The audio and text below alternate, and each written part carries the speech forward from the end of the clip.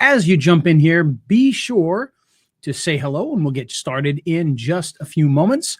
Let me know where you're from and who's here, and we will move forward from that.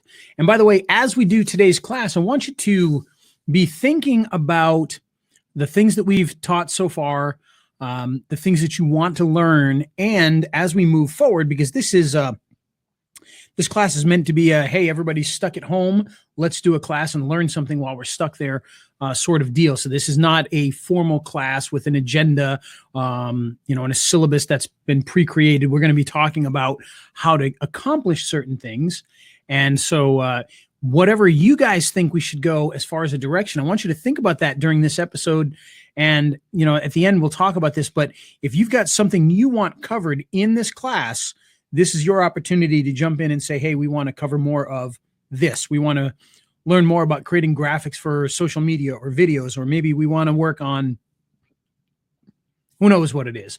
But whatever that is, be sure to think about that and paste it in at some point during the episode here so that we can kind of take things into a different direction as we move forward. And today, of course, we're going to talk about what we mentioned last week, which is how to touch up photos and do color changes and all of that fun stuff that you can do when you've got some photos you want to work on. So Dale's here from Florida.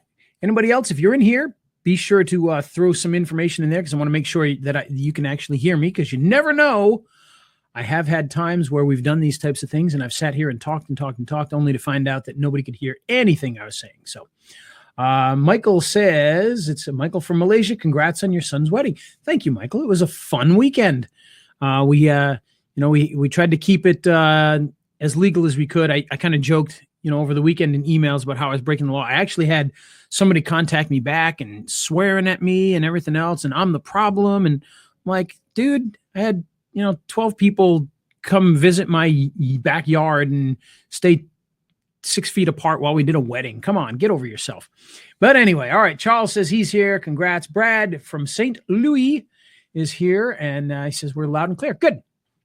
All right. So as I mentioned today, we're going to be talking about how to touch up photos and adjust colors and all that kind of fun stuff. And we're going to do it with our old friend Captain Shifty from last week's with his shifty little eyes. And first things to note here, in the recording, in the actual lesson here, he actually looks better than he actually does in the original photo. On my other screen inside of Photoshop, he's actually a little pink. And in the recording, he actually looks more of a natural skin tone. So when we're playing with this, please understand that what I'm seeing may be slightly different colored than what you're seeing. So if I'm saying, oh, he looks too pink and I'm going to fix him, and I fix him and he starts to look green to you, please note that on my screen where I'm following it, he may look normal at that point, but start to look green in the recording. Because if he's looking kind of, a yellowy tan color in the recording now, and he's kind of pink and red in my screen, well, then if I make him more natural here, he may start to look green or blue in your screen. So just take that into account. And I can see some people are still filing in there. Be sure to hop over and say hello so we know that you're here and where you're from and that you can hear me. And as I mentioned at the top, if you can, think about what we've learned so far. Think about what you want to learn. And at the end, we'll kind of discuss, where we want to take this going forward, because we want to make sure that we're covering the things that are beneficial to you. We started out talking about creating social media graphics, creating video graphics, how to cut people out of images. And now we're going to talk about how to touch up images. So if there's certain areas or certain things you want to have covered, make sure that you keep those in mind. And towards the end, we'll start to discuss some of those ideas. So with that, we're going to get started here with old Captain Shifty Eyes.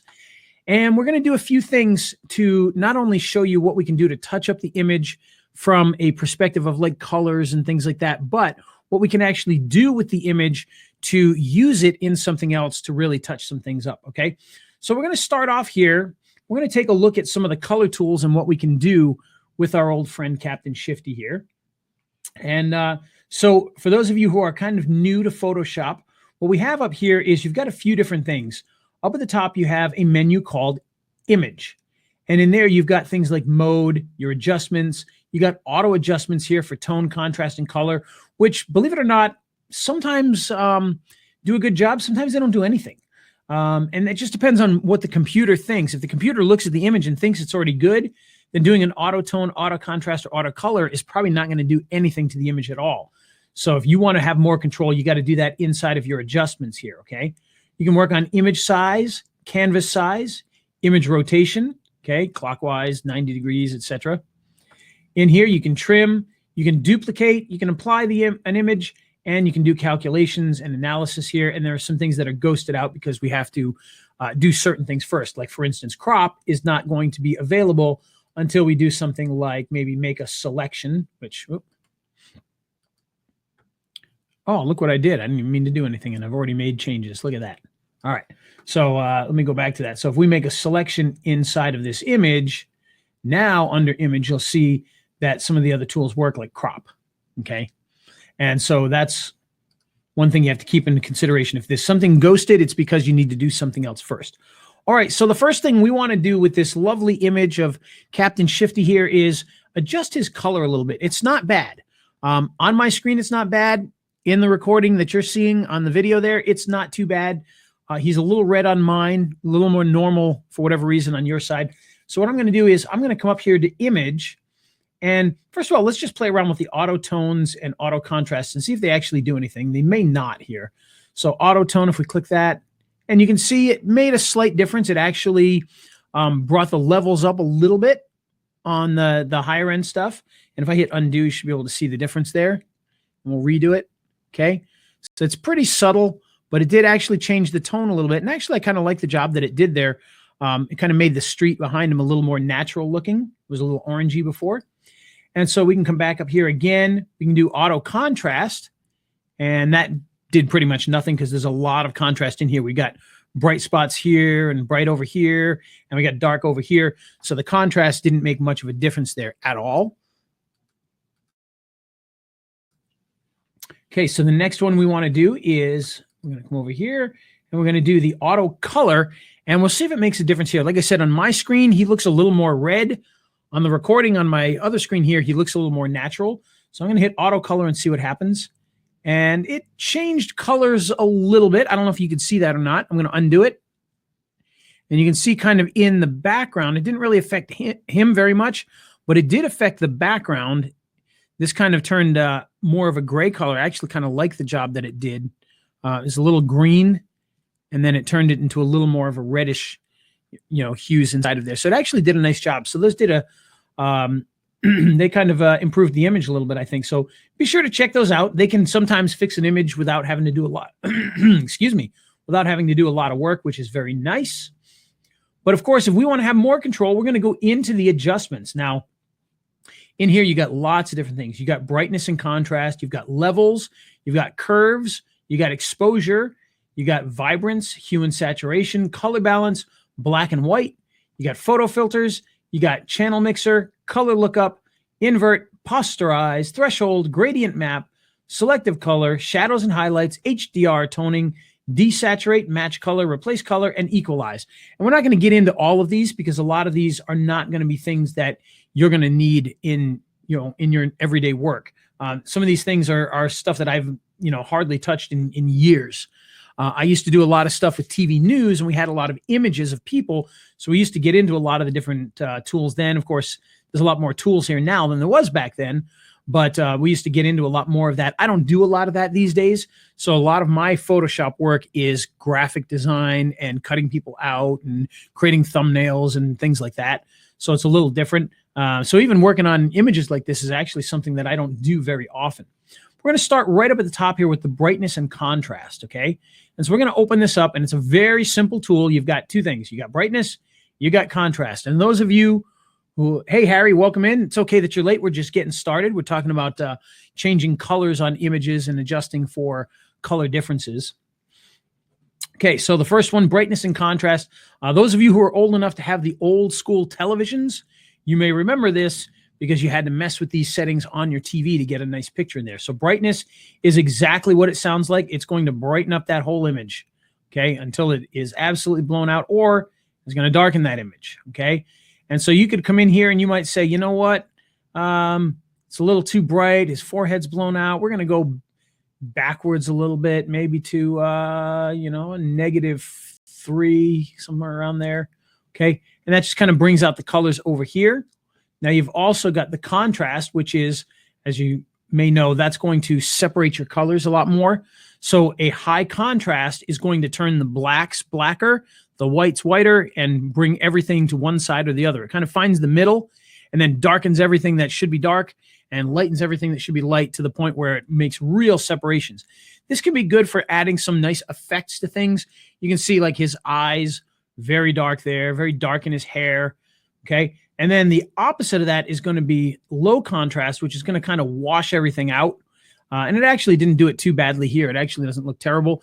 A lot of times when you do this, everything will start to turn a similar shade of gray, you know, sort of deal there. But this actually didn't do too bad with that. Now, if we added brightness to this, you kind of see where it's going to flatten that image out. So getting somewhere in between, you know, usually can work well. You know, I think a slightly higher contrast can look pretty good. And then we could actually brighten it up this time instead of darkening it.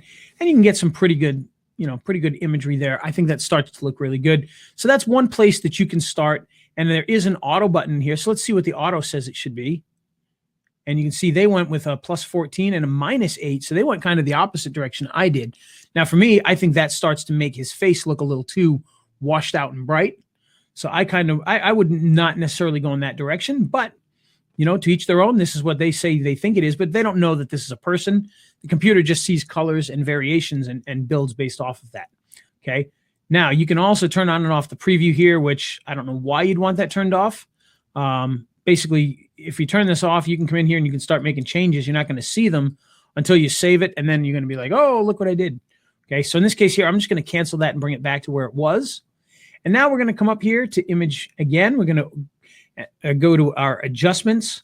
And this time we're going to go to levels. Now, levels can be a very useful tool. You get this little chart. So this is what your image looks like in a little histogram here. Okay. And so you can see there's a lot of white here and there's a lot of dark there and everything in between. Now, you can change a lot of stuff in here. First of all, you can come in and you can choose whether you want to adjust just the red, the green, the blue, or the whole image. For most people, most of the time, you're going to do RGB. You're going to cover all colors at the same time. And you'll see you've got your different sections in here and you've got your middle. Now, your middle is a very interesting thing here because you can grab this and you can kind of move your middles to kind of match things out. Oh, and there goes my crazy thing again. So you can see as I move this in this direction, he starts to really get washed out and white. And as I go this direction, he's going to start to get darker, and the darker areas are definitely going to get darker, okay? And so what we want to do is we want to kind of mess with this until it's, you know, that loses a little bit of contrast there, but that may not be too bad. Now you can come here and you can actually flatten this out a little more too, okay? And that's going to kind of make everything a little bit brighter. We go this way. It's going to make everything a little darker, and then the opposite over here. So if we do this, we're going to see that everything starts to move towards that dark side, okay? And again, in the middle, same thing. You can go dark, you can go light. And kind of adjusting each of these is going to give you the image that you want. Now, there is no real science behind this. This is, once again, something that you've just got to go in, you got to play with until you get the look that you like. Now, you can also set your output levels here. For most people, you're going to want to leave it 0 and 255, okay? But you can change that down, and that's just going to pin how low is low and how high is high, okay? And that's going to still be affected by this. But now when you adjust these, it's going to adjust it only between here. So your darks are gone, your bright whites are gone, and you're working in between. But of course, we want our darks in there. And most of the time, we want our whites in there. And so we can just go back in and adjust that down. So again, you just want to go in, get something that you like. For me, I think the contrast is still a little rough there. I'd probably go a little bit lighter and maybe even bring this, build the contrast a little bit here so it's not super whites, and then you get something like that, okay? And again, you've got your auto option in here, so if you want to try the auto option and see what they say, go ahead and click that, and you see it really didn't do much different than what I already had. So you can play with that all day long and get different things going on. You have options here, okay? Most people are never going to touch these. I'm just showing you that they're here. If you understand what these are, feel free to go for it, but most people don't need to do that. So they got different algorithms in here. So we've got enhanced brightness and contrast, but you could also do fine, dark, and light colors, enhanced per channel contrast, enhanced monochromatic contrast as well. Again, probably something you just want to leave alone because you're going to be able to adjust things right from here the way that you want anyway. Okay. So once again, I'm going to hit, oh, by the way, you can put presets in here too, by the way. So if you wanted to save a preset, you can do that, but you can come in here and you can choose different presets that they already have, like a darker preset. You can see it moves things to the darker side. Increase contrast. You can see it kind of moves the whites down and the darks down, kind of mixes it in between there to create more contrast. And this one here does even more. Okay. So if any of these work for you, go for it. This will lighten things up. Midtones, that starts to get flatter. Okay. Just play around with these tools because they're going to help you to make a really nice image when you're done. I'm going to hit cancel on that and leave that as is. The next one we want to show you is the curves. Now, the curves are a bit more advanced. These are for people that really start to understand how you can really adjust an image here, okay? So this gives you that same histogram in here, but this time in curve format.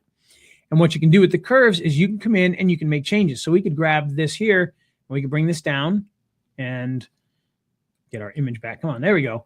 And you can see it darkens the entire thing, okay?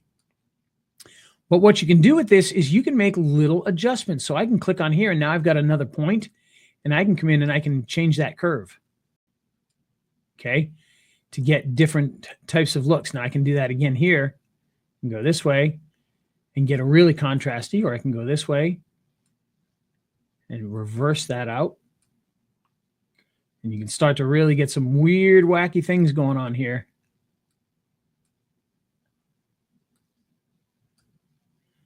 So this can be something that is very, very useful, but also can be a little wacky if you get too far off the beaten path here. But you can have some fun with this and really start to, you know, make some interesting images out of this.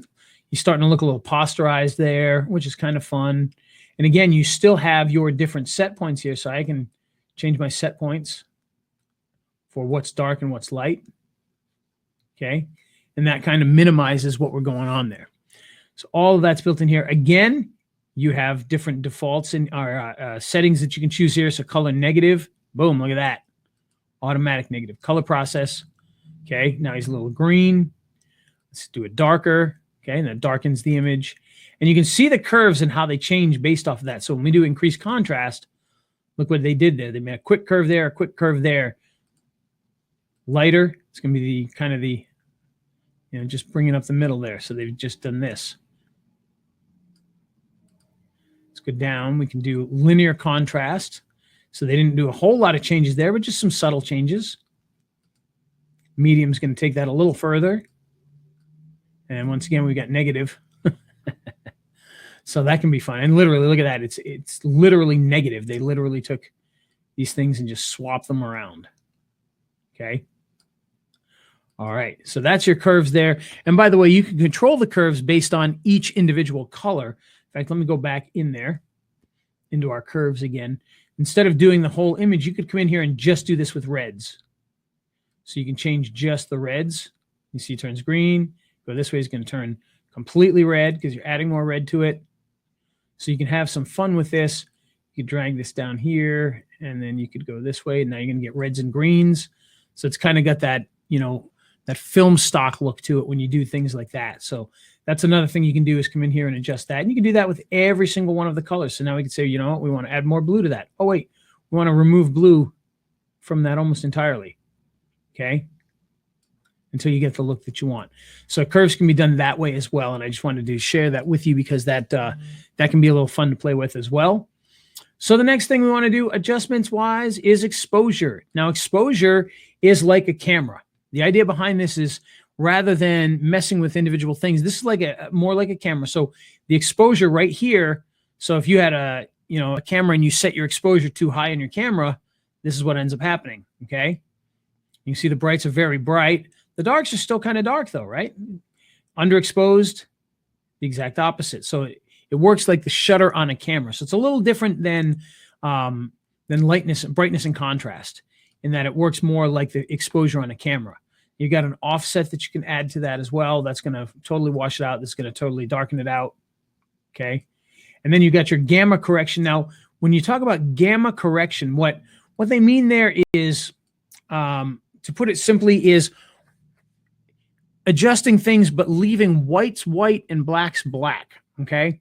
So if you were to take your gamma and leave it in a certain spot, if you brightened up your picture, the dark areas would stay dark and the light areas would get lighter, and you'd still have your black and your white. So it kind of mixes in between, but keeps the extremes still there.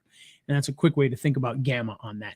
So any questions about these first sets of tools, throw them on in there. We'll try to answer them. And if not, we will keep on moving on, but feel free to throw those out there. Okay, so the next thing we're going to adjust is we're going to come in here and we're going to mess with vibrance and hue and saturation.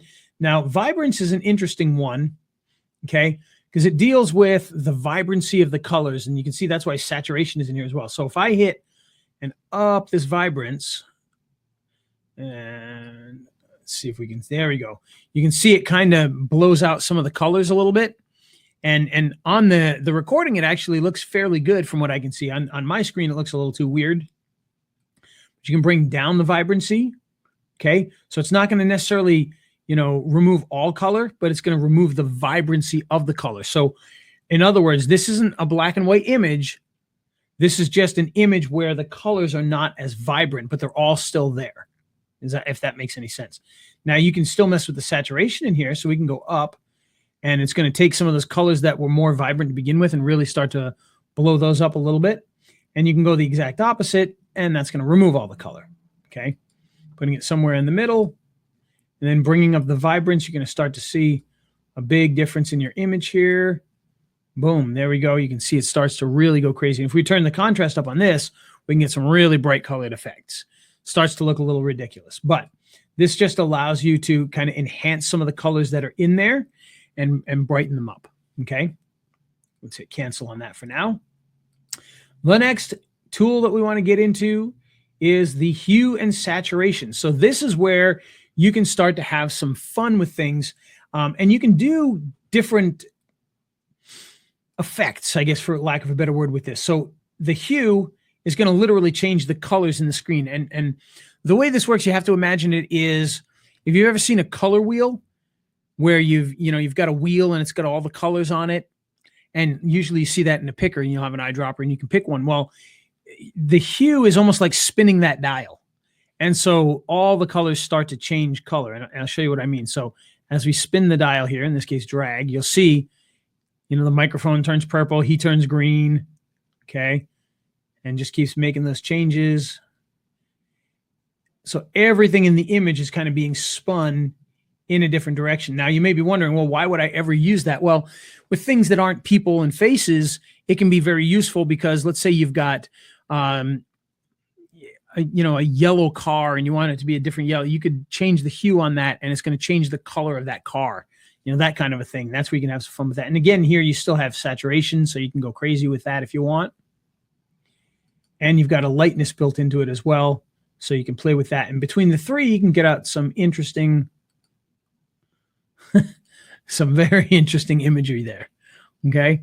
Now that might seem crazy, but for some sort of infographic, there might be times where that makes perfect sense. But, like I said, there's different things we can do with this, and we'll actually bring it back to normal here, or at least close to it.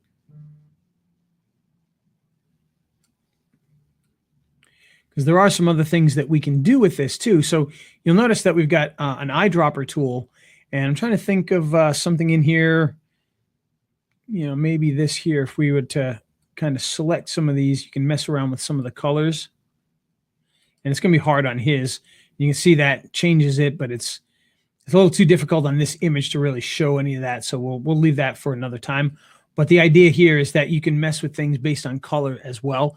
And there's also a colorize button in here too. And that's going to allow you to kind of change everything to one color and then cycle through it. Okay, so if you wanted to have an effect like that, you could do that. That can also be done in your layers palette in another way that I think we talked about in week 1, but you can do that from here as well. And that's going to just allow you to change, basically what you're getting here is you're getting everything is shades of one color. And then you can adjust the cycle on that color. Okay. Again, you have presets in here. So if you wanted to do any of these, like this one here is cyanotype. Okay. Let's turn off colorize for a second. You see that it turns all that on for you automatically. Okay. And let's see, increase saturation. That's just going to bump up your saturation on your image. Increase saturation. It's going to do it a little less. Old style. So what they're doing here is they're trying to mimic older film or an older image. And it does that by adjusting the saturation and the lightness a bit. So blows up the lightness and brings down the saturation. Kind of gives it that more washed out old image look. Red boost. Literally what it says. Boosting the reds right there. Sepia. We all know what that is. That's the old school film format where it was kind of, instead of black and white, it was kind of shades of orangey color. Strong saturation. And then yellow boost, which gives it a little more yellow. Okay. So all of that can be done in here. Again, just like in the other tools, this gives you a quick ability to make some major changes. You can also adjust based on reds, yellows, greens, cyans, blues, and magentas. Now, if you don't know what these are, why these colors? Well, those are colors of print. All right, so now we come back here, go back to our adjustments. Color balance. Now, this is going to allow you to do exactly what it says. You're going to balance your colors. So you can go from red to cyan. You can go from magenta to green. You can go from yellow to blue. Make it more yellow, make it more blue. Okay. And by the way, we're on midtones. You can also do shadows and highlights.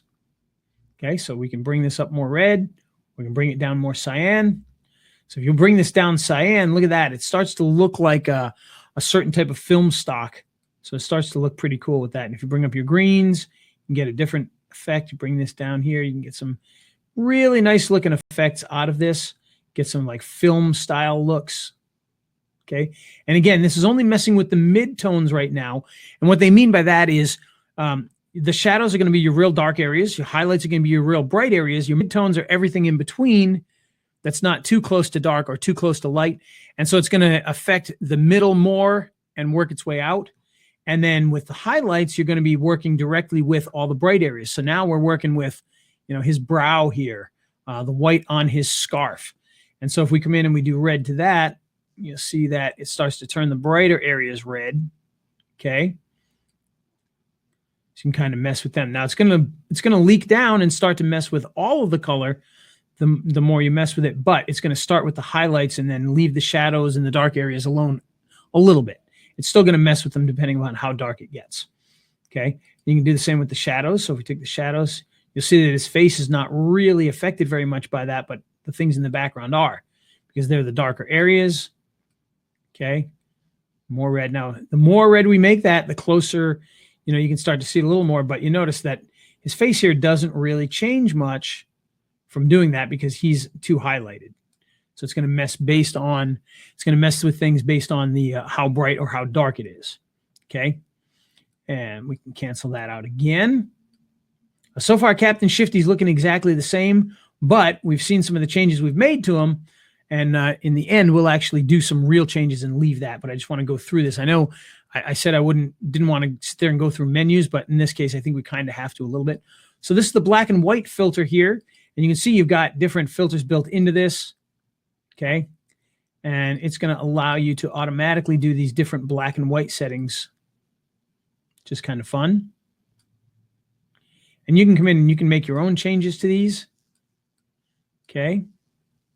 That was starting to get kind of a nice look there.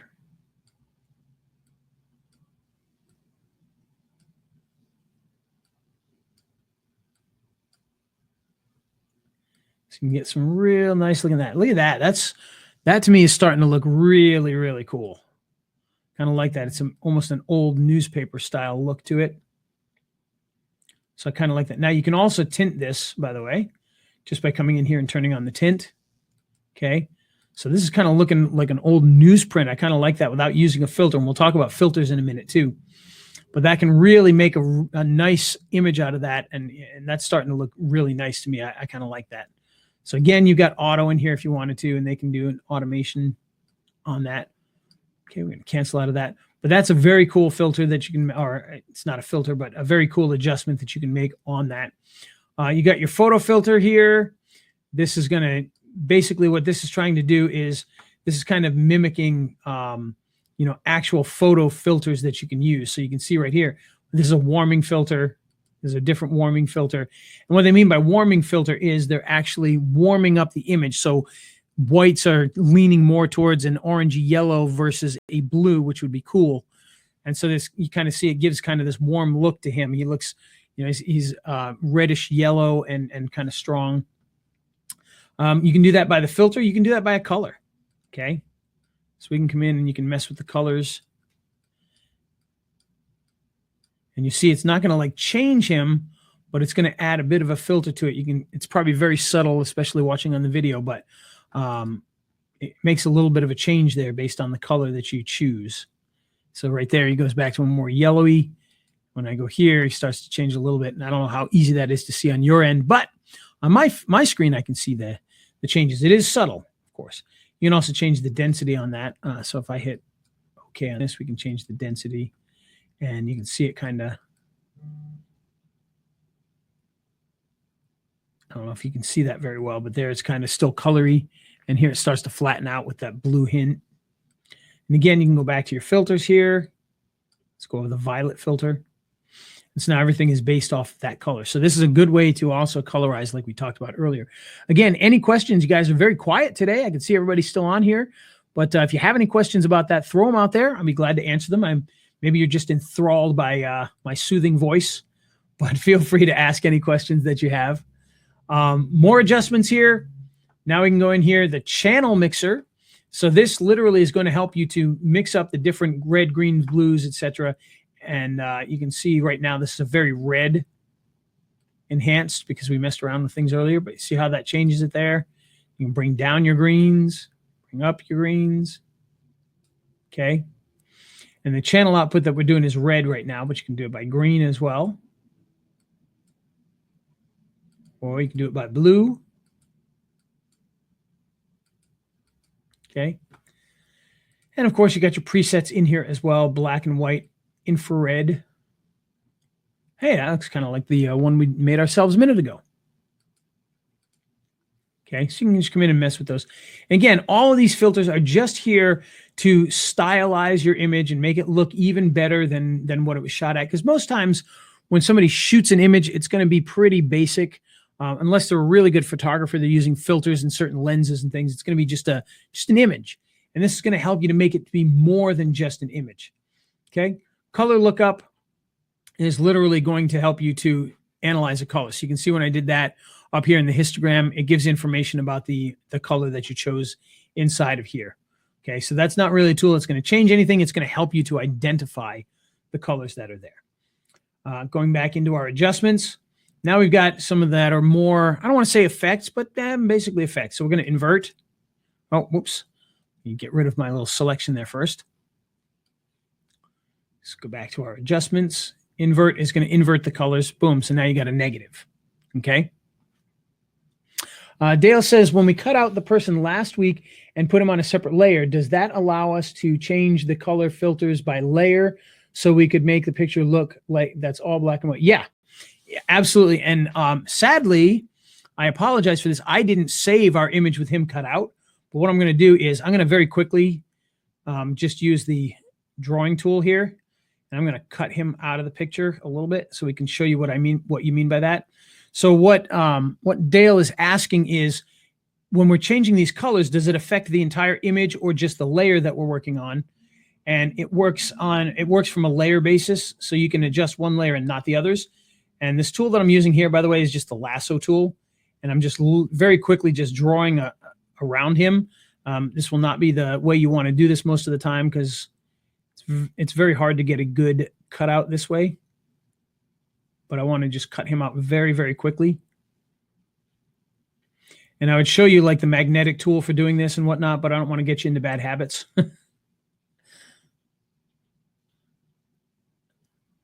I think we're at the end. I can't remember where I started. Somewhere around there. Okay. So now we've got him selected as a layer here. So what I'm going to do is I'm going to copy him. So I'm going to hit Command or Control on a PC, C, and then V. And so now you see we got 2 layers. Okay. So, wow, that's a beautiful cut I did there. There's even a feather on that, so the edges are nice and soft. So now if we go back into here and we can adjust, let's say we want to adjust just the back layer. So we could do that. We can hit Image, Adjustments, and now we could do like the black and white. Okay. Then we can come in here and choose one of these filters, and you'll see it doesn't affect him at all. Of course, the back of him is... most of the back of the image there is black and white, so you can't really see much of a difference, but let's do infrared. Okay, you can see it does not affect that top layer, only the back layer. Let's do the yellow filter there.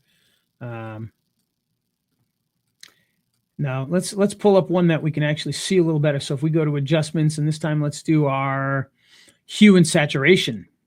Okay, so if I change the hue, notice that the background changes, he does not. Now, if I turn off this upper layer here, so we see him in the background layer, you'll see that let me hit OK first. You'll see that he changes there, but not here, okay, because he's on this layer. Now, we can still do this to this layer. We could do other things to this. So if we wanted to come in here and, make adjustments on him, just the front layer, we can do that, and it's not going to affect the back, okay? Does that make sense? Hopefully that makes sense there. Charles says, have Photoshop open and adjusting as you do just practice. Oh, nice. Good. Yeah, that's awesome. If you got Photoshop, get in there and do it. Play around with it at the same time. So you can see here, we've adjusted the background. We've adjusted him. They didn't affect each other. Okay. So we'll undo some of that damage that we did there and bring it back to normal. Okay, and for those of you wondering how I cut him out so quickly, this is the tool here. It's Lasso. It literally just allows you to draw whatever you want and then make a selection. So I just kind of drew around him as best I could. And that's why it's, he looks a little funny and a little weird because he's cut out a little strangely. But that's one thing you can do with that. Okay, going back into here, into our adjustments. Posterize. Now, posterize, if you're not familiar with that, it comes from literally, the word poster comes from this because of the way that you actually print a poster. Now, this is going to be a lot more extreme than a poster, but watch what happens when I use this. Okay, we're going to adjust this up, and you'll see how it looks like different layers of print. There we go. Way down there. Okay, so that kind of gives it that, almost like that old, if you remember old computers, like back in the old days when they tried to do video on a computer, this is kind of what it would look like. If it wasn't all pixelated, it would look like this. And that's because it basically, you're limiting the number of colors in that image of him. So right here, instead of having 16 million colors, you're turning those 16 million colors into like 8, 10, 12, whatever amount of colors. And that's the effect that you get. And the higher you go, the better it's going to look. So now it's starting to look like an old JPEG from, the early 90s on a computer, with the web. And get this way, it's going to be a lot better. So cancel that out there. So that's posterizing. When you take, by the way, if you mix some of these things, you can get some really, really cool results with this. So if you were to come in here and we were to, let's say,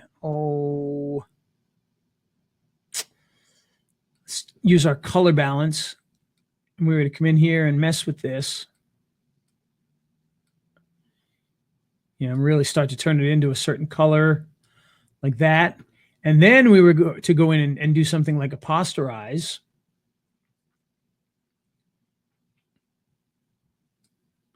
You can see you can have it in that color. So you can really start to put some cool things together and get some nice effects with that. Okay. Going back in here now. So we've got threshold. And this is a hard one to describe. It turns it into literally black and white right now. Okay. So there's no grays. It's black or it's white. So anything that was somewhat dark is white. Anything that was somewhat light is dark, is black. And that's it.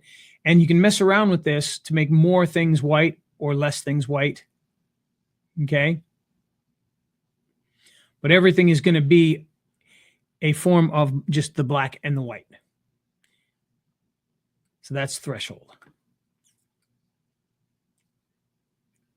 Okay, going down here, gradient map. Now this is going to color everything based off of your gradient. And the gradient comes from here, by the way. If you notice the reddish brown and the blue, okay? But we can come in here just like we did before, and we can change these things around. And make him based off of some of these different colored ramps that are in here.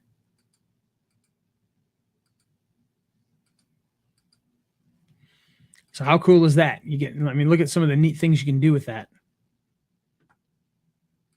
And because we do it only to that one layer, we get kind of that nice effect on just that front layer. Okay. You can also add dithering to that, which I don't know if you guys can really see that when I do that. It's going to be pretty subtle.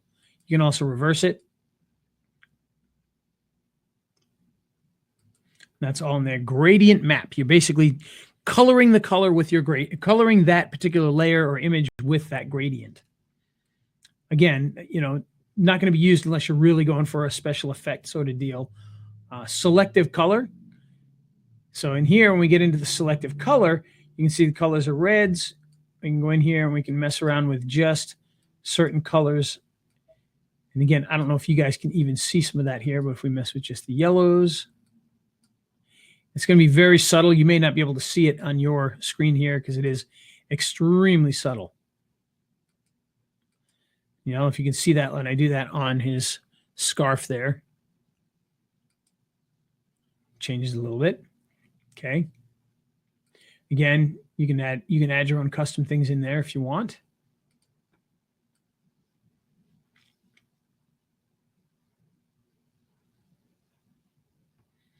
And then down here, you got your shadows and highlights. Again, is only going to mess with the dark areas for the shadows and the highlights for the highlight areas. And if we mess with this, you can see what happens as we start to change that. Get some funky effects. And that's basically just going to bring up your shadows or bring up your highlighted areas or bring down your highlighted areas. And again, a lot of these that I'm showing you because they're here and you can use them. They're things that I hardly ever use. HDR toning, if you've shot something in HDR, we'll flatten the document. Yeah, that's fine for now. What they're saying there is going to flatten the layers in order to do that. But HDR, the idea here is when you shoot with a camera using HDR, you're getting, it's a high dynamic range image. So for instance, with your iPhone and with some Android phones, they have HDR shooting. And what that does is when you take a picture, and let's say you're outside and the sky is really bright, the trees are really dark, and then everything else is in the middle. When you take a picture, what it really does is it takes multiple pictures for you at the same time. It takes a high exposure picture, it takes a low exposure picture, and it takes a regular picture. And then what it does is it puts those three together so that the one that was low exposure will get the sky really nicely, even though the sky normally would look blown out.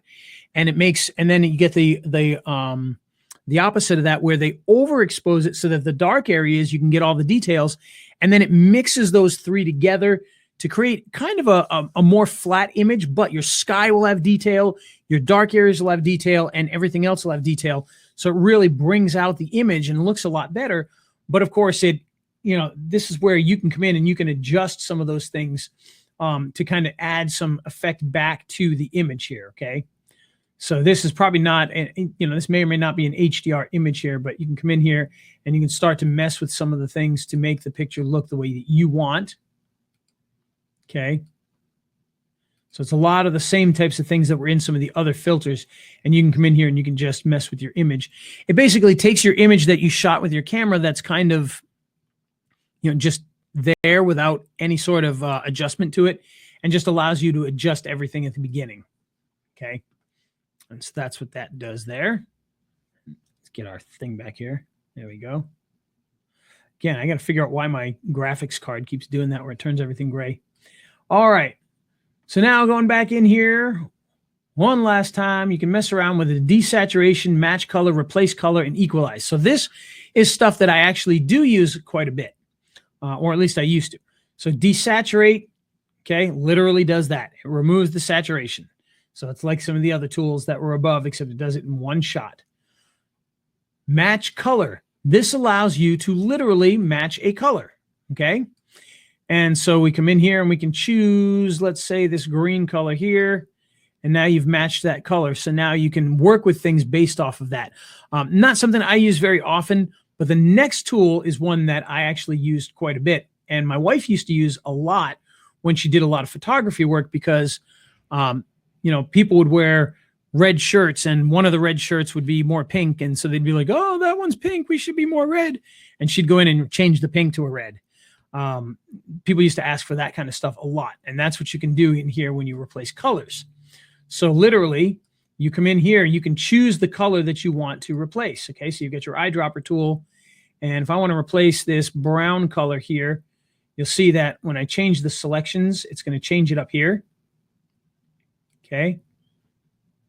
Now, the problem with this is, as you can see, when I choose this little brown part on this collar here, it chooses a lot of other stuff that kind of falls in that same range. But now when I hit hue, it's going to change the colors of just what I selected. So you can see his scarf is changing color. Now, theoretically, a lot of the stuff in the background here is still selected, so it's actually changing that color as well. It's just bits of it, so you're not really seeing it much. So if I saturate that up, you'll see. So you can see like his hair that was kind of the same color is now being affected by that. But you can see what it does is it changes just the colors that you've selected. Okay? You can make it lighter, you can make it darker. So you can really start to play around with this. And you can change the adjustments. So for instance, you know, it's like, oh, his hair got chosen. Oh no. Well, we can try to minus that out a little bit by coming in here and choosing in his hair, you know, and maybe bring out some of that and hopefully get rid of a bit of it. Okay. But that's going to allow you to change the colors. Like I said, that's great if you've got somebody, you know, maybe one person's wearing a green shirt and the rest are wearing red. You want them all to be red. You can select that shirt, turn it red, and you know, have some fun with that. You've got adjustments here. This one's called fuzziness. What that means is it's going to literally kind of soften the edge of what's selected and what's not. And you can see based on that, it's going to choose more or less of the image when you go to do things to it. Okay. By making it fuzzier, it's going to soften it out so you don't have these harsh changes. Okay. Again, you can still mess with all of this in here and give him whatever color you want with that. So that's a really cool tool. I do use that one quite a bit. Okay, so that's our basic filters for adjusting colors. Anybody that, you know, you get an image, you need to fix it. This is where you can do that very quickly, make those adjustments, make it look good. Even with graphics, it doesn't have to be an image. If you've got a graphic and you want to change the red background to blue, you can do that with the change color. In fact, it's probably easier than in a photograph. So the next thing I want to talk about are the filters. Now, filters, they can be used to enhance a lot of the images too. Charles asks if I'm a fan of presets. It depends. I mean, some, yeah. If there's a preset that works really well, I definitely am a big fan of it. But some presets, yeah, you know, may not be what you want. Because when presets are created, they don't know what the image is that you're going to be using. So if you use it on your image, it may do more than you want it to do. It may do less, because your image is just a little bit different. So presets can be very useful, sometimes not. So it just depends. I like to try them and see, and if it does a good job, then that's great. Like we messed around with some of the presets in here earlier that actually looked really good. I kind of liked some of those. So Dale says, can you describe what the differences are between Photoshop and Lightroom and when you would use one versus the other? Yeah, I've never messed with Lightroom very much. Lightroom is literally for photographers to adjust the image similar to a camera. Okay. And so what I mean by that is, whereas in here, you've got a lot of different tools for doing just that. What Lightroom does is it'll bring in your raw image that you shot. When you shoot with a digital camera, One thing that most digital cameras do is they make adjustments to your image. So for instance, if you take your digital camera and you bring it outside and you go to shoot somebody standing against a tree, you're going to take an image with that camera and it's going to produce exactly what it sees. And then inside the camera, most of the cameras are going to process that image. That is, they're going to adjust things for you automatically. When you shoot in a raw video format, it's going to just record what you shot. So you set it up a certain way, you set up the exposure a certain way, it's going to take that shot. And what Lightroom does is Lightroom is a set of tools specifically for bringing in images off your camera and making your own adjustments. Okay. Whereas Photoshop takes things a little further in that this is where you can cut people out and you can add graphics and text and do all sorts of other processing and remove people's scars and whatever it is that you want to do. Pop the head off of one person and put it on another. Lightroom is literally basically a camera processing tool. So you're shooting in RAW with no processing, and then you bring it in there, and that allows you to go, okay, you know what? We want to bring up the contrast a little bit. We want to darken the shadows. We want to color adjust this a little bit. Boom, now we've got the final image. And so that's what the difference is. I don't use it much or at all, really, just because I'm not a photographer. I don't go out and shoot a lot. Dale says, so Photoshop would work with JPEGs, but Lightroom would work on RAW files. Not 100%. In theory, that's kind of the way that it works, but not really. You can bring RAW files right into Photoshop and work with them and do it there too. And you could bring JPEGs into Lightroom and mess with them there. So yes and no. That's kind of how it ends up working. Yeah. Brad says, I noticed when we zoomed in last week that had some facial hair. Can you go over how to fix that kind of stuff? Yep, that's definitely what we want to get to. And I better get moving because it's starting to get late here. So that's one of the things I want to get into is the facial hair and scars and things like that as well. But before we do that, the other thing I want to show you is filters. Now, filters are a little bit different than the adjustments. The adjustments for the image are literally adjustments to color and things like that, whereas filters are effects that you would add. Okay, and you've got a filter gallery in here, which if you open that up, you can kind of see all the different filters that you can use. This is where you can add things like colored pencil look, cutout looks, frescoes, palette knives, all those kinds of things. You got brush strokes that you can mess with. You've got distortions that you can do. Like this one here is always a fun one where it turns it to glass. And I don't know how well you guys can see that, but it kind of looks like you're looking through one of those glass, those bumpy glass windows, and you can add more distortion to that. So you guys can kind of see what I mean. So now it looks like one of those windows. And you've got all sorts of different things. You got sketches in here, so you can make it look like it's made of chalk. Graphic pens. Okay. So these are your filters. So your filters really make effects to that versus your image adjustments, which literally adjust what's there. Okay. This adds to that. So have fun with the filters. They can be a blast. They can do some cool things in there. You got 3D filters. You got blurs, which are, I use the blurs all the time for different things. So if we need to blur him out for whatever reason, we can come in and we can make it blurry. I use that all the time to create backgrounds. So if I've got, a picture of flowers, I can bring them in here, blur them out so that I can put text on them and it's more readable. Okay. So the blur is one filter I use all the time. You've got a lot of different blurs in there that you can do. Okay. Gaussian blur is kind of your traditional blur here. You've also got lens blurs, motion blurs. Motion blurs can be fun because they're going to give you that directional blur. So we bring that up, makes it, this is left and right, but you could change that in any direction you wanted. Okay. Coming down here, you got distorts where you can do things like pinch and pull and all that kind of stuff. So zigzag. We mess with this here. You can see the amounts. We can come in here and you can see how it adjusts that zigzag to it. Just like so. Right now it's set to pond ripples, but you can change them to different things. And you can see it kind of adds that ripple to that there. You've also got Noise filters, by the way, in Distort, you've got a lot of different ones. That was just the one that I showed you. You got a bunch in there. Noise filters, this can be fun for creating like film looks. You can add noise to the image. And I don't know how well you guys can see that there. It looks like it's pretty good, but we can increase the amount. Okay. And so now it looks like TV noise. And you can change it to Gaussian.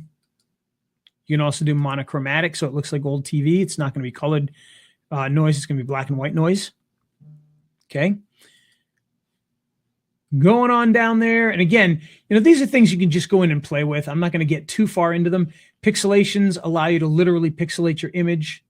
Okay. Crystallize, facets, pointillize, which can be a fun one, by the way. Pointillize it. Like Seurat. Okay. Down here, you got you can render out things like clouds and lens flares. For those of you that have been around doing this kind of stuff since the 90s, lens flares used to be huge. I don't think there was an image, an image messed with in the 90s that didn't have a lens flare or a lightning bolt. So this is how you would add a lens flare to that image. Nice and easy. Doesn't get used. I don't see it very often anymore now. It used to get so overused back in the day that it was crazy. So you've also got like clouds. You can generate clouds. Okay. By the way, clouds can be a lot of fun. We may do one of these lessons specifically on things like renders, because with clouds, it sounds like it's just going to generate clouds, which is kind of what it does. We'll show you here. It just does this. But this can be used for so many cool things like making backgrounds and zooms and add filters to it and everything. So you can do a lot of cool things with that cloud filter. So we'll probably get into an episode about generation and whatnot to do that. Okay. Here you got your sharpen tools. This is if you got an image that's a little fuzzy, a little blurry, you can kind of sharpen it. Personally, for me, I've never seen a blurry image that really gets a whole lot better, but this can help out a little bit and sharpen some of those edges. Stylize. This is going to just give you some of the cool effects like the emboss effect. Okay. So it looks like he's like chiseled out of metal. Like that. That again used to be very popular in the 90s when people figured out how to do that for whatever reason.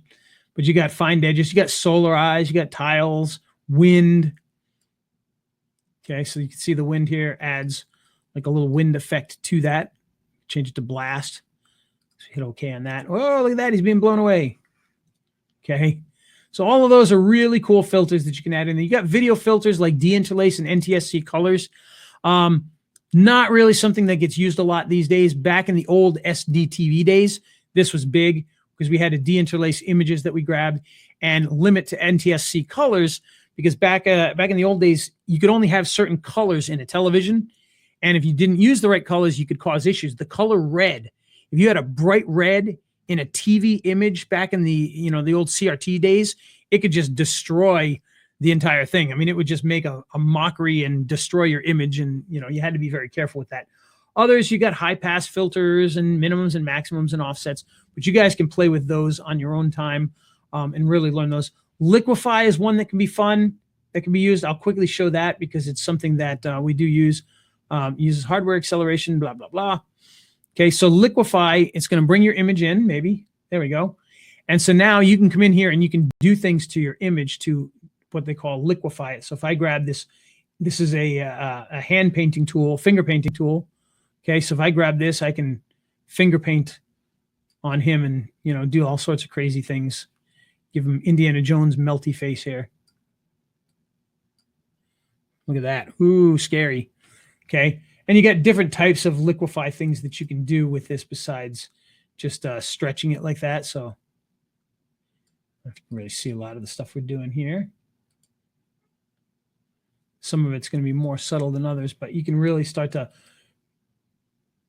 make some changes to him. And why is that not doing anything right now? But again, you can mess with this. I don't want to spend too much time on this because it is slow. And that's one thing you got to be careful with is it's going to use a lot of processing power and slow you down. But you can come in here and you can use Liquify. I use that for, somebody that's not smiling and we want to make them smile. You can take them in and you can actually do that. You can actually make them smile by using the Liquify tool and just bringing up the edges of their mouth. Okay. Is there a way to remove pixelation on an original picture? That's kind of like a blur. If something's pixelated, it's tough to fix that. And pixelation, really, it'd be very tough to fix that. You can do things like blur it out a little bit. So for instance, like if we had, if his shoulders here was kind of pixelated, there are some things you can do with that. You could use like this blur tool over here. Okay. And then you could come in and you could kind of like blur that edge a little bit and just kind of play with it until it softens it out. But unfortunately, if a picture is already pixelated, you're probably not going to get it better. It's kind of like, when people have sound that's distorted, it's going to be tough to fix it afterwards. You can raise the volume and lower the volume, but it's tough to fix a lot of that. You can add pixelation. It's very difficult to remove it. You can add blur, very difficult to remove it. So you're going to get, mixed results trying to do that. So Charles says, if it's not too far off topic, or maybe for next time, can you show us how to soften or have an image that does not have sharp edges, two images blended into a finished image? Yeah, no, we can definitely do that. In fact, I'll do that right now because that I think that fits right into that. So what he's talking about is, let's say you had two images and you wanted to blend them together. So in this case here, what I'm going to do is I'm going to take our guy here. I'm going to duplicate this layer of him. Okay, so now we got one here and we got one here. And what I'm going to do is I'm going to take this one and I'm going to come in here and where's my little thing that I never use? Maybe it's under the layer. That's what I always forget what these things are. There it is right there. Flip horizontal. Okay, so we're going to flip that. Oh, actually, wait, I apologize. That does the whole image. I don't want to do the whole image. I want to do just the layer. So we're going to go to edit and free transform, flip horizontal. Okay, so now we've got him on this side and we've got him on this side, right? So if I understand what Charles is asking, he wants to know how we can blend two images together so that they don't look like, a big hard edge thing. So I'm going to move this one over here a little this ways. I'm going to move this one over here a little ways this way. Okay. And so what I'm going to do now is I'm going to come in here and I'm going to just use the square tool. And I'm going to go to the top here and I'm just going to kind of slice this in half. Okay. And so now we've got two images here together, but, and it's tough to see, but maybe in the railing here, you can see where it kind of crashes together, right? So what we want to do is we want to be able to have that be nice and soft so that it's not, crashing into the other one, okay? So there's a few different ways that we can do that. Now, right now, hopefully we've got enough we got plenty of overlap for that. Okay. Oh, that's right. Yeah, because the bottom one, we didn't cut anything off. So there's plenty of overlap there. So what we want to do is we want to kind of soften that out. Now, there's a few things we could do with that. What we could do is we could go to our lasso tool here and we could up this feathering to, let's say let's try like 40 and see what happens here. And so now we can come to our top layer and we could just kind of do something like this. Just grab that edge here and we could delete that out and you'll see it's kind of blend it together.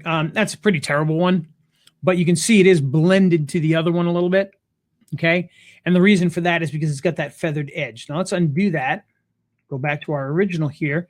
One thing you can do, and this is a tool that works pretty well for most things, is using an alpha mask with a fade. Okay. And so what we do for that is we're going to come to our layer here. And this time we're going to come down here and you'll see this thing that looks like a Japanese flag. And that's an alpha layer.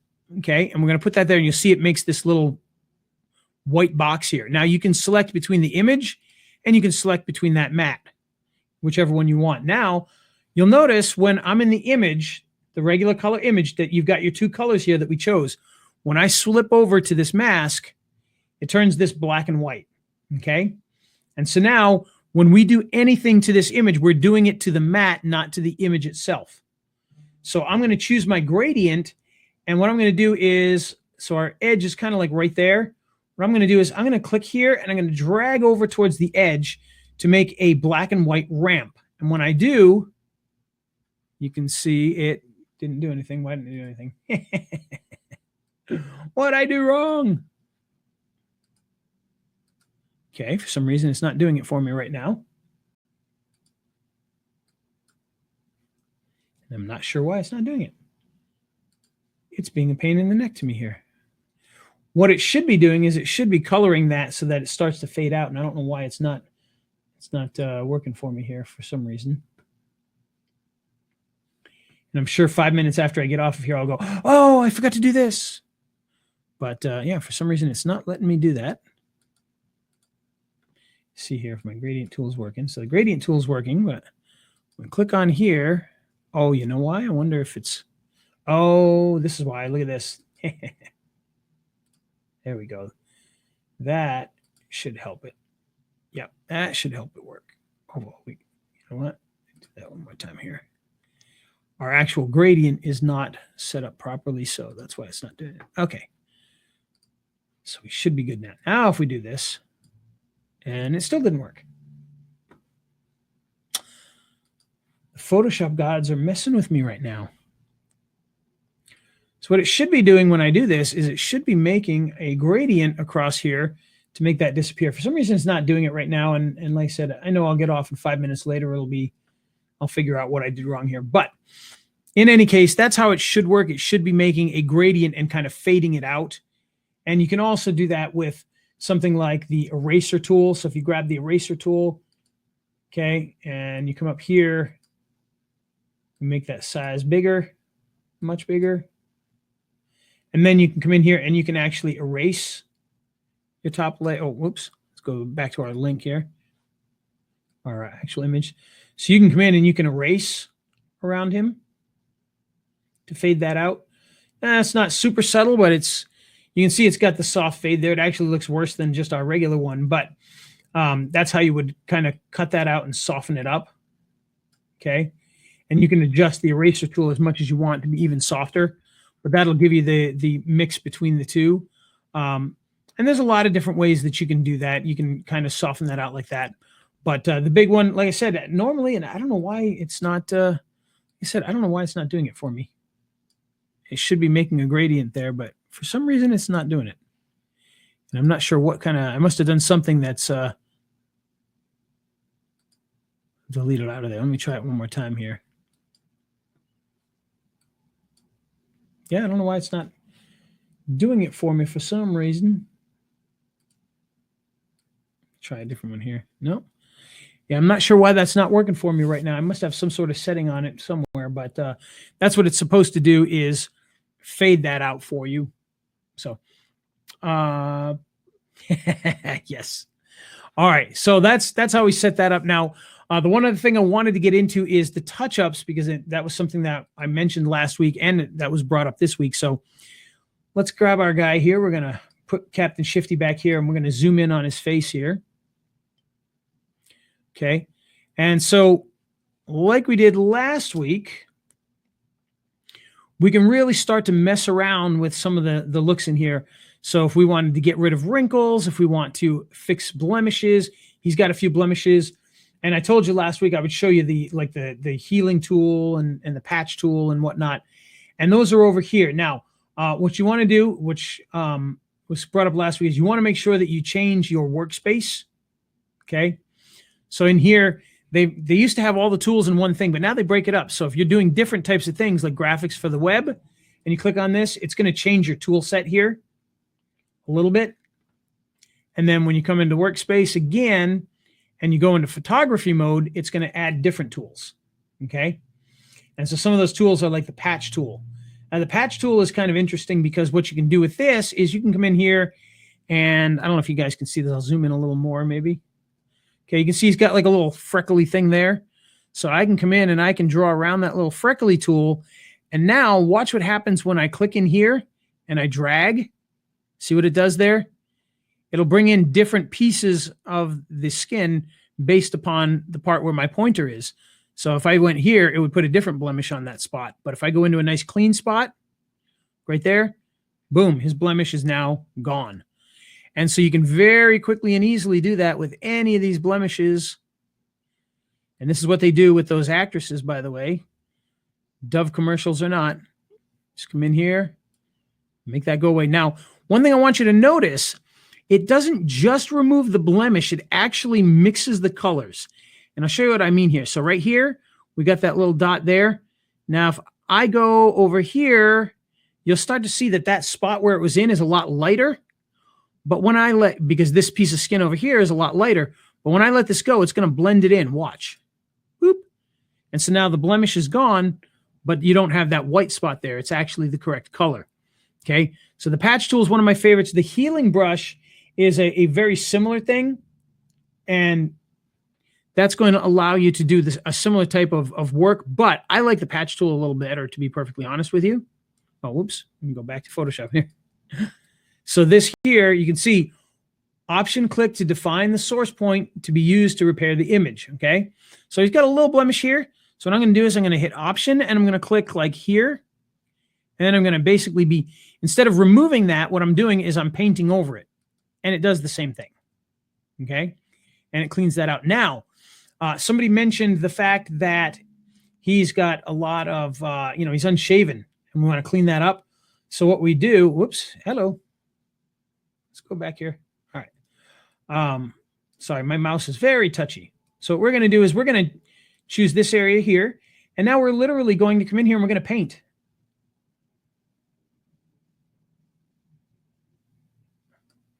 And we'll fix that because that, let's come in here, paint this out.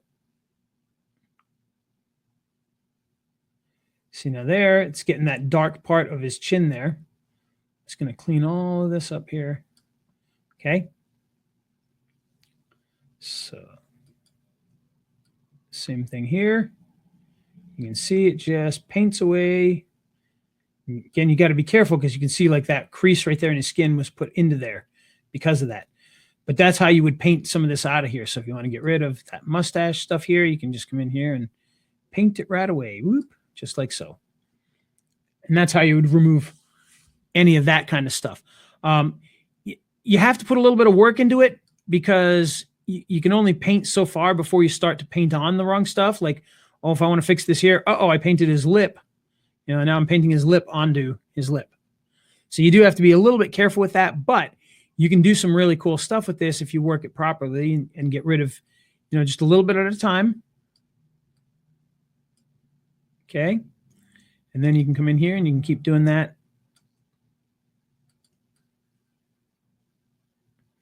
And pretty soon, you're going to get a nice clean lip. And you can see I kind of added a little bit of the wrong stuff there. See that? Look how clean shaven he is now.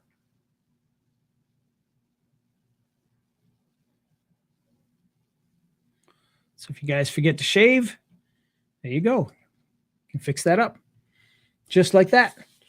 And, like I said, that takes a little bit of work. You're going to have to work on it a little bit. You can do things like, shape eyebrows. He's got some hairs that's sticking up there. Look at that. Boop. Give him some nice clean eyebrow. Just like that.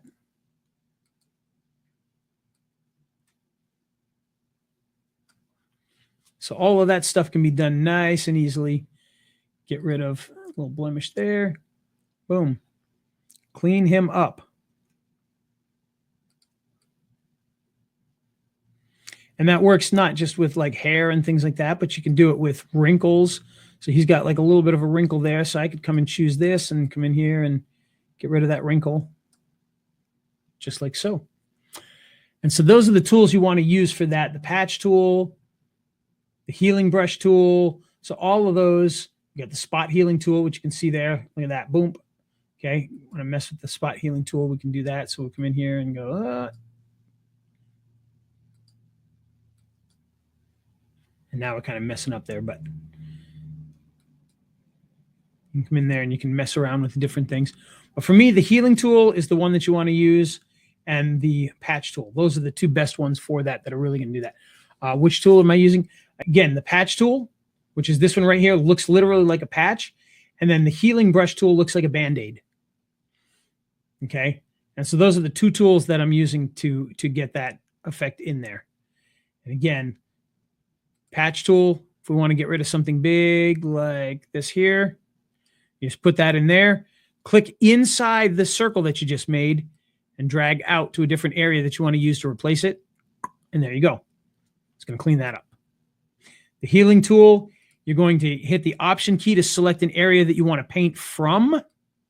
So that's what you want to use to paint with, is that piece of him. And then just paint on where you want to fix it. So now that wrinkle is gone. If we want to get rid of this wrinkle here, we can get rid of that wrinkle. Boop. Now you'll notice I put his mustache there a little bit, so you have to be careful with that. So you want to go this far and then maybe choose it again. Because you don't want to paint the mustache onto there. So there, now that is gone. Very, very easy to do. And the cool thing is we've removed some of those blemishes, we've removed some of those wrinkles, and we zoom out here and, you know, you don't see anything that stands out as like somebody messed with his face. It still looks normal. And that's why these tools are very, very cool.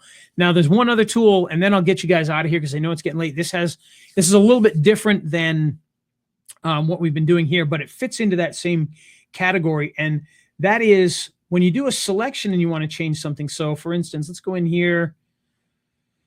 Let's say we wanted to remove, I'm going to choose the lasso tool, by the way, and I'm going to leave my feathering on. I'm going to bring it down to like maybe 20. So it's going to be quite soft on the edges. But if we wanted to remove, trying to think of something good we could remove here that would make sense that you can actually see.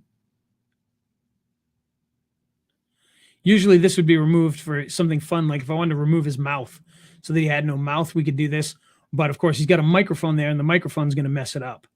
But hello, come back here. Come back here. Sorry, this mouse is very, very touchy.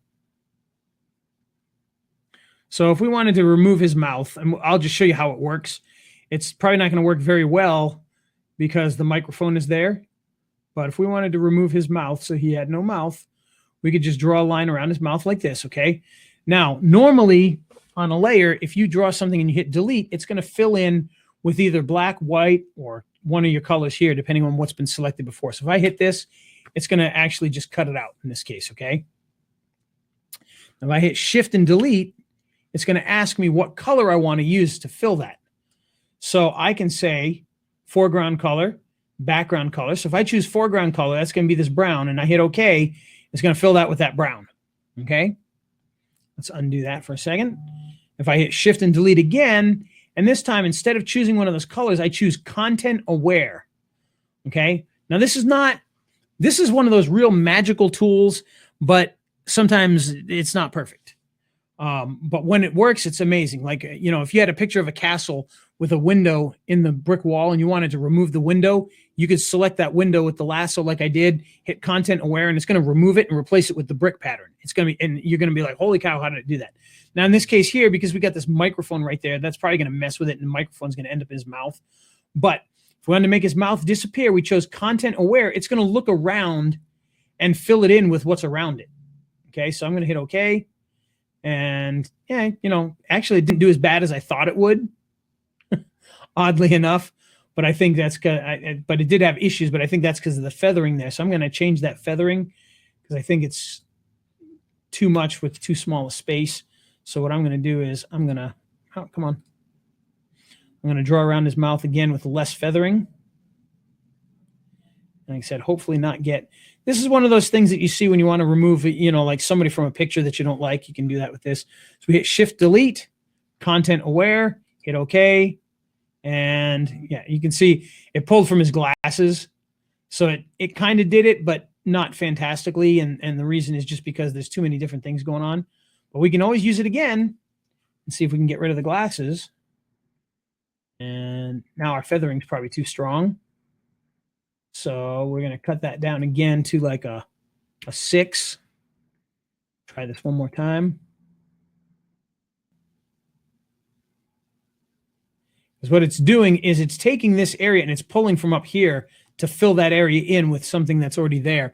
But that's bringing the glasses in that time. So let's try it again and see if we can, you know. So not fantastic. It brought in some of the microphone, but you get the idea. And in some situations, this can work very, very well. If something's a little more isolated, it can definitely work well. So we got this here. Let's see if we can.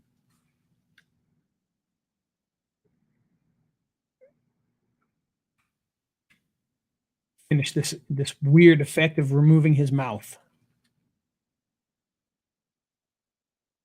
Okay. Now, why this is the example, I don't know. It's fun and it's weird. Got to have some fun in our lives, right? See if we can get rid of some of this here. Okay, so now we got this microphone here, but I don't know if we're going to be able to do that. Might bring in more of the microphone by doing that. Yep, it did. There you go. You can see we've effectively removed his mouth. And just a fun little tool that you can use. Very useful. Obviously not for this situation. You know what this would actually be a good effect, and we can test it here, is let's zoom in here. We got this little button thing here. Let's say we really don't like having buttons, button slots. So we're going to get rid of that button slot. Okay. So I'm going to hit Shift. I'm going to do Content Aware and delete, and boom, there you go. Okay. So that's a good example of how that works. Look at that. Because it was able to pull from the other pattern. And we can do that again down here because we really don't like these. These are awful. So we're going to get rid of them. See if it does it 2 times the charm. Boom, look at that. And you'd never, look at that pattern, like actually fits right in there. You don't even notice that there's, it didn't even mess up the pattern on that. That's incredible. So again, maybe not so useful for removing his mouth, but down there, worked very well for that, to removing those button slots. Okay. And you can even mess with it down here. Like, this is probably too dark now, but if you want to get rid of the button, I don't know how well that would work with this. That might be asking a little too much with all that dark area and whatnot, but let's see. So it did okay. Kind of pulled from some of here. That kind of messed that up, but look at that, the button's gone.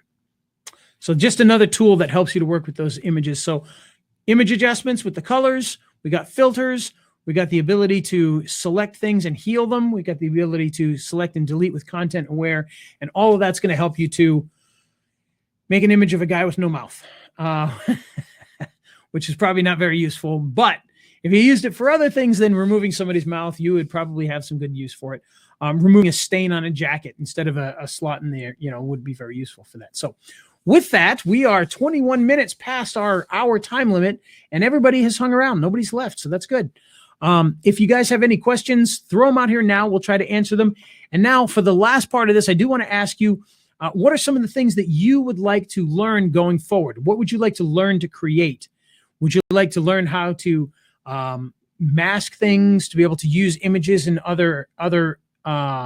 bring images into other designs that you're putting together? So for instance, you're creating a banner and you want to bring images in and make them look good, maybe have a border around them. Do you want to learn how to do more types of adjustments? Do you want to learn more about cropping and exporting, different file formats? Whatever it is that you want to do, I would love to hear more. In fact, and if you don't have them right now, if you don't know, one specific thing that you'd really like us to do a lesson on, throughout this week, send it over to me. Send me some things that you want to learn, and I'll be glad to add those into the classes so that we can keep this going.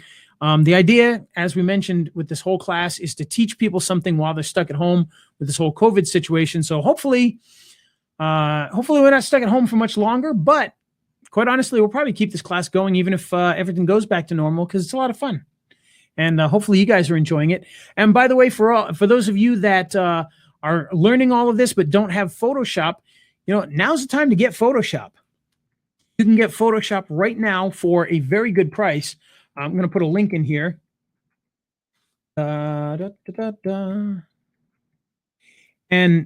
what this is going to give you, direct access to the Adobe Creative Suite, where you can get Photoshop or you can get the entire Creative Suite. The big secret here is make sure that when you go there, go to the students area. If you've got a student in your home, you get this for a lot cheaper. And if you've got a child that's a student, if you're a teacher, if you're a student, you can use that student access to get this for a lot cheaper, to get it at a good student discount. So be sure to use that. If you have to borrow a child, borrow a child. But fill that in. And this works for teachers. This works for college, high school, elementary school, middle school.